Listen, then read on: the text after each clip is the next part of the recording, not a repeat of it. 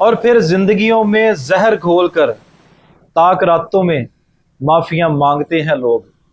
इंदरजो, आज जड़ी बूटियों में से मैं आपको इंदरजो की तफसीलात बताने जा रहा हूँ। अरबी में इसको लिसानुल असाफीर कहते हैं, फारसी में जुबान कुंजश कहते हैं, अंग्रेजी में इसको कुर्ची कहते हैं। दरख्त तेवराज में पेंसिल जितनी मोटी और एक बालिश लंबी गोल फलियां लगती हैं। इनमें बीज होते हैं जिनको इंदरजो कहते हैं। ये शक्ल में जौ की तरह होते हैं। पत्ता या फल तोड़ने पर दूध निकलता है। इस दरख्त की छाल को कड़ा छाल या कड़ा सक और अंग्रेजी में कुर्ची बार्क कहते हैं। जायके के लिहाज से इसकी तलख और शीरी दो इकसाम है। काला कड़ा दरख्त के तुखम को इंदरजो तलख कहते हैं। इसकी फलियों का रंग स्याह होता है। और सफेद कड़ाके तुखम को इंदरजो शीरी कहते हैं। इसकी फलियां सब्ज होती हैं। इसका मिजाज गर्म और खुश्क दूसरे दर्जे में है। इसके मुसले गरम मसाला और नमक है। इसकी मिकदार खुराक 2 से 3 ग्राम तक है।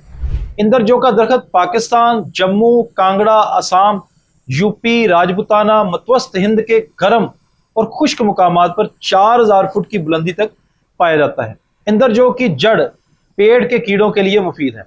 इसकी छाल संग्रहणी और पेचिस के लिए इस्तेमाल करवाई जाती है। इंदरजो तलख का सफूफ एक रत्ती बच्चों को खिलाने से दस्तों को आराम आ जाता है। खूनी बवासीर में फायदा देता है। बलगम और रियाही अमराज को दूर करता है। इसकी फली को पीस कर जहरीले डंग पर लगाने से सूजन ठीक हो जाती है। अयाम की कसरत में भी यह बहुत मुफीद है। मादा मनी को पैदा करता है, पेशाब को जारी करता है। इंदरजो में से एक खार बरामद की गई है जिसका नाम कोनिसीन है। इसके अलावा कुछ और फाइटोकेमिकल्स भी इसके अंदर पाए जाते हैं। अब इंदरजो से तैयार किया जाने वाला एक नुस्खा आपको बताऊंगा जो संग्रहणी के लिए इस्तेमाल करवाया जाता है। इंदरजो, नागर मोता, अतीस, विर्च और सतगलो 1-1 ग्राम पीस कर दही में मिला कर दें। रोजाना सुबह 1 दफा इस्तेमाल करवाएं।